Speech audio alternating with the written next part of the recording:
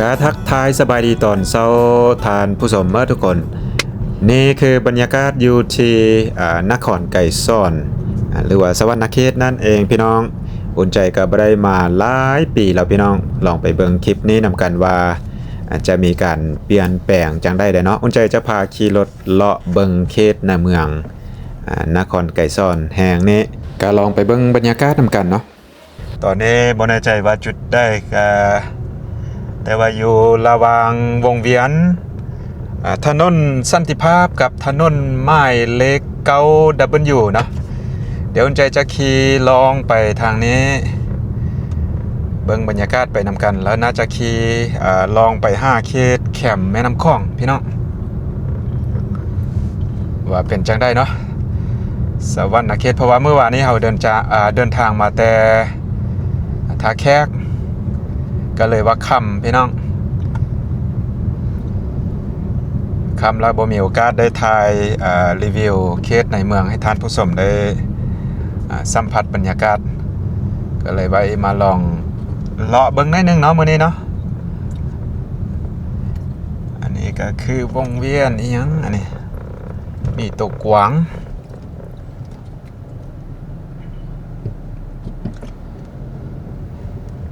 ลัดซื้อไปนี่เลย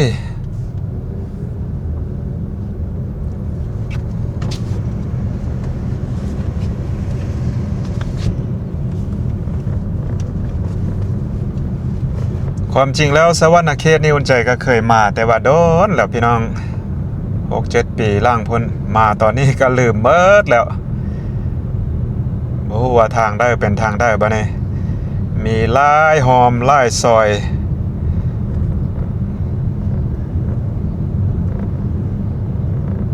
เมืองก็กว้างพอสมควรเนาะ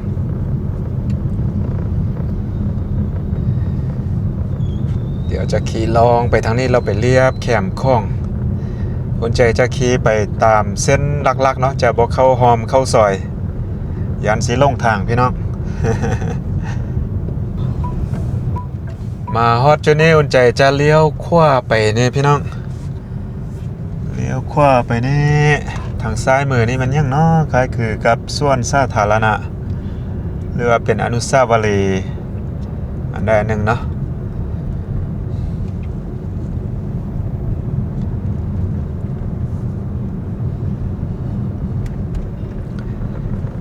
เมืองทางภาคกลางภาคใต้พี่ส่วนใหญ่ก็จะแตกต่างจากภาคเหนือของเราเขาภาคเหนือนี่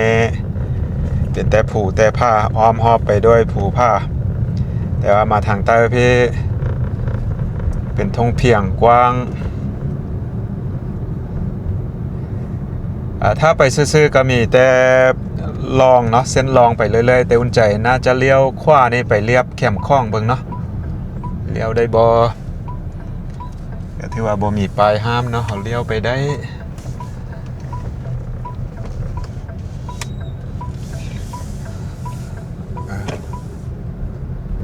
ตอนนี้อุ่นใจก็เรียบแคมป์คลองเส้นทางเรียบแคมป์คลองพี่น้องโอ้เบิ่งไปฝั่งนั้นก็คือประเทศไทยพี่น้องอยู่ทางขวามือเนาะเรียบแคมป์แม่น้ำคลองไปประเทศไทยมุกดาหารพี่น้องก็คืออุ่นใจว่าไปอยู่แค่นี้มีขั้วมิตรภาพแห่งที่ซ่องของลาวไทยเนาะข้ามแม่น้ำคลองถนนมิตรภาพลาวไทยแห่งที่ซ่องระหว่างสวรรณเขตกับมุกดาหารเส้นเลียบแคมป์คลองมื้อนี้ถือว่าเงียบสงบดีคนบ่หลายรถก็บ่หลายน่าจะแม่นช่วงเฮ็ดเวียกเฮ็ดงานพี่น้อง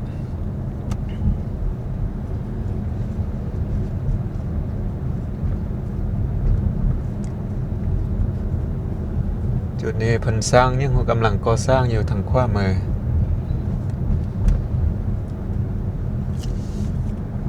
โอเคสิขอจอดนี่แป๊บหนึ่งเพื่อถ่ายรูปเช็คอินจุดนี้แป๊บนึงเนาะ อยู่แคมป์คลองจุดนี้ก็คือมีองค์พญานาคย้ายเลยพี่น้องก็เป็นสถานที่ที่ว่าทานสามารถมาสักการะบูชาแล้วก็ขอพรนำพญานาคได้เนาะอยู่แคมป์คลอง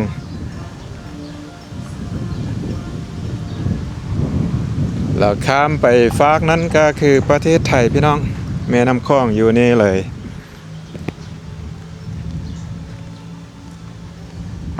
ลาวไทยกันโดยแม่น้ำคลองเท่านั้นพี่น้องข้ามคลองไปก็เป็นไทยแล้วบรรยากาศตอนแรงน่าจะงามมาเบิ่งตะวันตกดินบ่มาเบิ่งบรรยากาศยามแรงก็น่าจะงามเมื่อวานนี้บ่มีโอกาสได้มานะพี่น้องแม่น้ำคลองแม่น้ำคลองเขตนี้กว้างกว้าง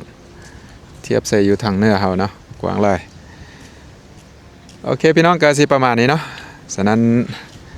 ออกจากนี้อุ่นใจจะพาเลาะเบิ่งในเมืองต่อเนาะไปโอเคพี่น้องบัดนี้เฮาก็เลาะเบิ่งสวรรณเขตต่อเนาะตอนนี้ก็ขี่ลองแม่น้ำคลองมาอุ่นใจจะลองไปจนฮอดทางหน้าพุ่นนั้นทางหน้าพุ่นเนาะก่อนจะเลี้ยวเข้าไปอีกเส้นผ่านใจกลางเมืองโอ้เขตนี้น่าจะเป็นตลาดตอนแรงตลาดกลางคืนเสียดายเมื่อวานนี้บ่มีโอกาสได้มาเลาะค่ำก่อนนะเดินทางมาเมื่อยแดก็เลยว่าบ่ได้มาเลาะเบิ่งบรรยากาศตอนค่ำตอนคืนเพราะว่าอุ่นใจก็บ่มีเวลาอยู่นี่หลายวันเนาะเพียงแต่มาพักนอนซื่อๆพี่น้องก็เลยว่าบ่ได้พาท่านผู้ชมเบิ่งหลายแนว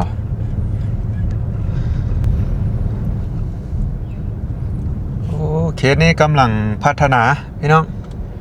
ทางขวามือเพิ่นกำลังพัฒนาน่าจะเป็นอีกโซนหนึ่งของสถานที่สาธารณะ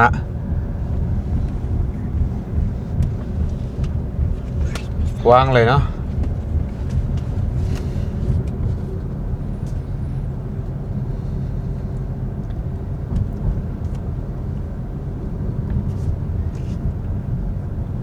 โอ่งหม้อแขวงสวรรณเขตอยู่เขตเนี่ย ไปเรียบแคมทางนี่มันก็จะมีไฟโซลาร์เซลล์นะตอนค่ำตอนคืนตอนค่ำตอนคืนก็น่าจะแจ้งสว่างอยู่เมื่อนี้อากาศรู้สึกว่าเป็นสีเศร้าๆหน่อยนึงตอนนี้ทางหน้าพุ่นก็คือว่าเป็นมืดมัวคล้ายคือสีฝนเนาะคล้ายคือฝนสิตกทุกมื้อแต่ว่าบ่ตกพี่น้องโอ้เขตนี้กำลังเริ่มก่อสร้างและพัฒนาเนาะจุดนี้ทางเส้นนี้ก็คือมาสิ้นสุดอยู่บนนี้โค้งเข้าทางซ้ายมือเดี๋ยวใจจะเลี้ยวไปทางนี่เนาะความจริงทางหน้าก็มีอีกเส้นทางหนึ่งที่ว่าเลียบแคมแม่น้ำคลองไปแต่ว่าอุ่นใจจะเลี้ยวเข้าไปทางนี้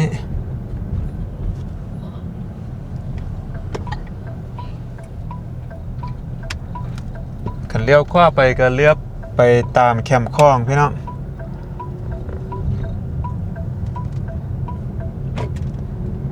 เลี้ยวเข้ามาเส้นนี้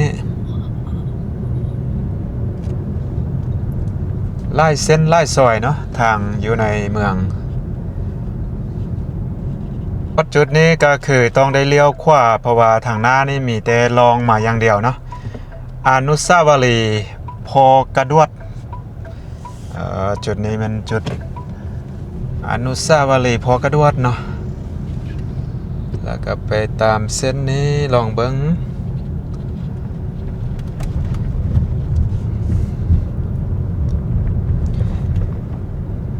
เดี๋ยวใจจะเลี้ยวเข้าซ้ายมือนี่พี่น้องคันท่าไปซื้อๆตามเส้นนี้ก็น่าจะไปออกอยู่เส้นทางเลขที่13อยู่ทางหน้าพุ่น ตอนนี้ก็คืออุ่นใจเลี้ยวเข้ามาเส้นทางบ่แน่ใจว่าเส้นทางยังแต่ว่ารู้สึกว่าเขตนี้ใกล้ๆกับสนามบินนะใกล้กับสนามบินแล้วอุ่นใจจะขี่ผ่านไปเส้นทางเส้นทางสันติภาพพี่น้องเส้นทางเป็นอีกเส้นทางหลักเส้นหนึ่งแม่นแล้วนะสนามบินอยู่ทางหน้านี่แหละพี่น้องสนามบินสวรรณเขต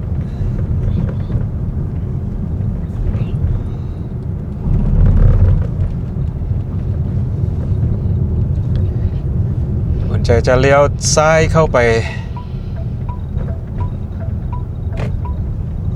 ถนนสันติภาพมีแขนแล้วก็กระติบข้าวเหนียวอันนี้เป็นถนนสันติภาพก็เป็นเส้นทางหลักอีกเส้นหนึ่งของสวรรณเขตสนามบินอยู่ขวามือทางเส้นนี้ก็ถือว่ากว้างใหญ่แล้วก็โล่งเนาะเส้นทางโล่งดีคนบ่หลายบ่แออัดเส้นทางสันติภาพ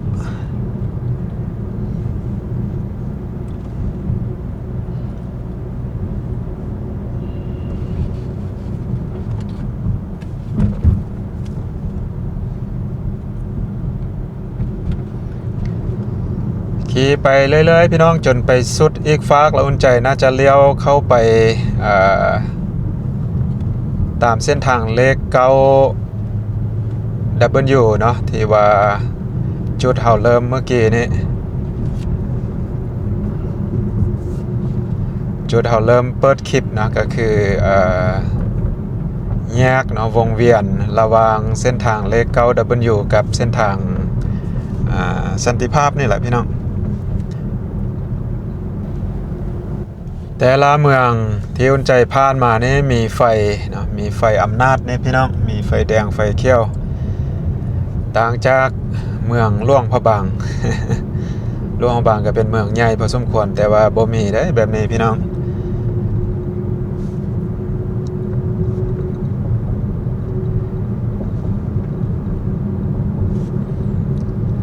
มื้อนี้เส้นทางโล่งดีพี่น้องเอ้ยเงียบสงบรถบ่หลายตอนนี้เราก็เข้ามาเขตวงเวียนที่เราเริ่มเปิดคลิปเมื่อกี้นี่แหละพี่น้องก็ถือว่าขี่อ้อมเป็นวงเวียนกว้างตอนนี้เรามาจอดใส่จุดนี้แล้วพี่น้องเดี๋ยวใจจะเลี้ยวขวาขึ้นไปตามเส้นทางเลขที่ 9W เนาะ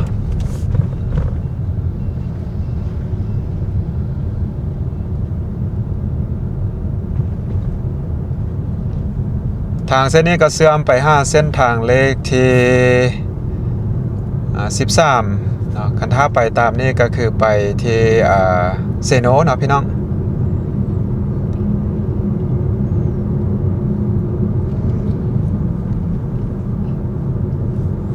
ออกจากเซโนเข้ามาในเมืองสวรรณเขตนี่โอ้ยพี่น้องทางดีเพิ่นแปลงใหม่แต่ว่าเห็นเพิ่นสร้างที่อุ่นใจลงคลิปไปก่อนหน้านี้เห็นเพิ่นสร้างคล้ายคือกับสถานีเก็บเงินเนาะบ่แน่ใจว่าหลังจากนั้นเพิ่นสิเก็บเงินบ่ที่ว่าจะเข้าเซโนออกจากเซโนเข้ามาในสวรรณเขตนี่ตอนนี้อุ่นใจขี่มาตามเส้นทางนี้เส้นทางเลข 9W ก็มาฮอดแยกบ่แน่ใจเพิ่นเอิ้นว่าแยกหยังก็คือวงเวียนไดโนเสาร์เนาะวงเวียนไดโนเสาร์เอกลักษณ์ของสวรรณเขตแหละนี่พี่น้องแต่ว่าอุ่นใจจะเลี้ยวขวาเข้าไปตามเส้นทาง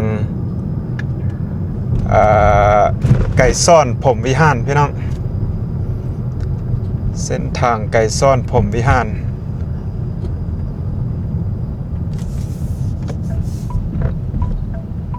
เลี้ยวขวานี่เลย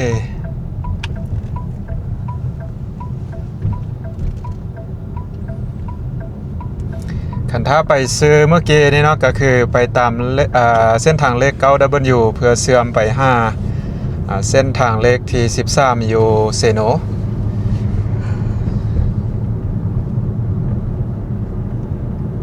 โอเคทางเส้นนี้ก็ถือว่าเพิ่นตกแต่งอย่างสวยงามเนาะโดยเฉพาะโคมไฟอยู่กลางทางเนาะอยู่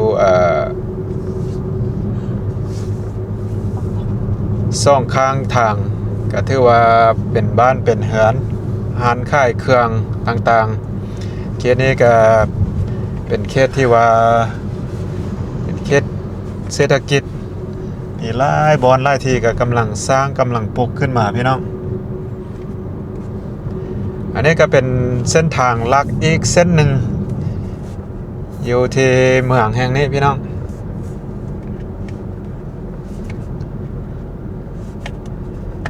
โอ้ทางนี้งาม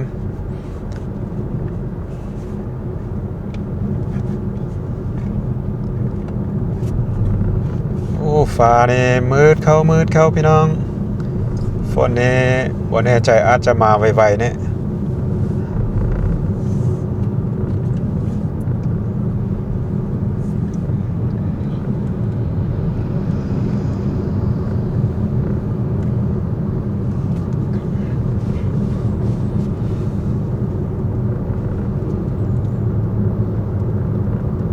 โอ้มาแล้วฝนมาแล้วมดแมดเนาะมาย่อยๆแล้วพี่น้องเพราะว่าก็อยากให้มาอยู่อากาศร้อนแห้งอยู่ภาคใต้อยู่ภาคกลางตั้งแต่ภาคกลางลงมาร้อนแห้งตอนนี้เราก็สิลงไปฮอดใต้พุ่นแหละพี่น้องหลังจากผ่าเลาะเบิงเขตนี่เราก็จะเดินทางต่อพี่น้องเราจะเดินทางไปที่ปักเซเนาะสนใจจะเดินทางไปปักเซก็จะเอาเป็น EP ต่อไปเนาะสำหรับการเดินทางออกจากนี่ไปปักเซ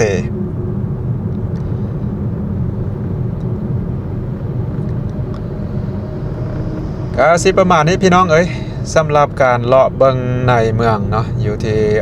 สวรรณเขตคิดว่าอุ่นใจจะจบคลิปไว้เพียงส่ำนี้พี่น้องจังได้ก็คือเก่าพี่น้องเอ้ยนะขอบใจทุกท่านที่เข้ามาติดตามรับชมส่งอุ่นใจมาโดยตลอดเนาะก็หวังว่าจะเจอกันคลิปต่อไปพี่น้องสำหรับท่านได้เข้ามาแล้วก็อย่าลืมเนาะไปให้กำลังใจอุ่นใจได้โดยการกดไลค์กดแชร์กดติดตามเจอกันคลิปต่อไปพี่น้องสำหรับคลิปนี้ขอลาทานผู้ชมไปซ้ำนี้สบายดี